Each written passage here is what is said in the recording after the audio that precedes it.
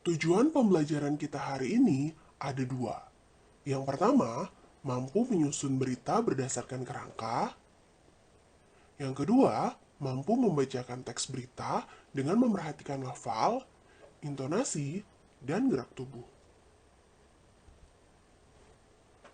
Pada pertemuan sebelumnya, kamu sudah memahami tentang pengertian dan fungsi sosial berita, menanggapi dan menyimpulkan berita, serta menganalisis struktur dan kaidah bahasa teks berita. Selanjutnya, kita akan mempelajari cara menyusun berita dan menyunting berita. Langkah-langkah menyusun berita. 1. Menentukan sumber berita, yakni berupa peristiwa yang menarik dan menyangkut kepentingan orang banyak. 2. Mendatangi sumber berita, yakni dengan mengamati langsung dan mewawancarai orang-orang yang berhubungan dengan peristiwa itu. 3. Mencatat fakta-fakta dengan berkerangka pada pola adik simba. 4. Mengembangkan catatan itu menjadi sebuah teks berita yang utuh, yang disajikan mulai dari bagian yang penting ke yang kurang penting. Menyunting berita. Menyunting adalah suatu kegiatan pemeriksaan kembali suatu tulisan atau naskah sebelum tulisan tersebut dipublikasikan. Apa yang disunting? 1. Sistematika penyajian. 2. Bagian isi. Dan ketiga, bahasa. Apa tujuannya? Menyunting teks bertujuan untuk mengurangi kesalahan-kesalahan yang dilakukan penulis dalam membuat tulisan, sehingga kualitas tulisan menjadi lebih baik dari sebelumnya. Menyunting teks berita. Aspek-aspek yang harus diperhatikan dalam tahap ini adalah 1. Kebenaran isi berita yang ditunjang oleh keakuratan fakta-faktanya. Kedua, kelengkapan isi berita yang ditandai oleh hadirnya komponen-komponen berita yang dirangkum dalam rumus adik simba. Ketiga, struktur penyusunan berita yang dimulai dari bagian yang penting ke bagian yang kurang penting. 4.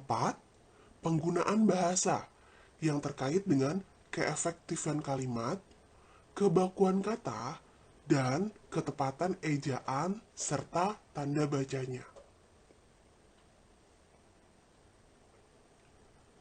Yang perlu diperhatikan kembali adalah apabila berita itu disertai gambar atau ilustrasi, perlu diperhatikan pula kesesuaian gambar dengan isi berita di samping keartistikannya. Oke, sekarang saatnya challenge.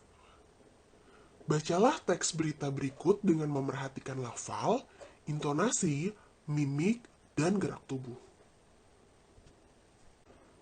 Judul beritanya adalah Puluhan Kendaraan Terjebak.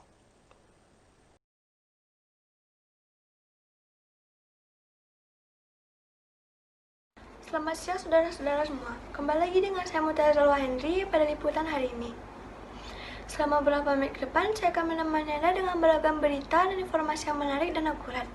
Berita yang akan saya sampaikan hari ini adalah perkembangan terkini penanganan kasus COVID-19.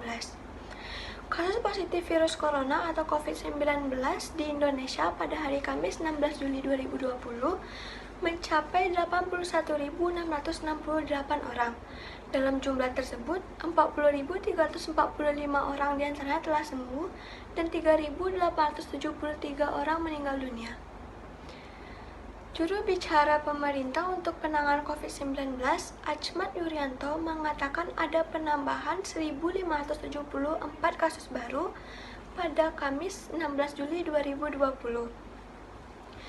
Pasien positif yang meninggal dunia pun bertambah 76 orang pada hari ini. Kasus terbanyak masih berada di Provinsi Jawa Timur, diikuti DKI Jakarta dan Sulawesi Selatan. Pemerintah pun mengimbau masyarakat sekitar untuk menekan penyebaran kasus COVID-19 dengan tetap berada di rumah, rajin mencuci tangan dengan sabun, menjaga jarak saat berinteraksi dengan orang lain, dan menggunakan masker. Sekian, terima kasih dan sampai jumpa.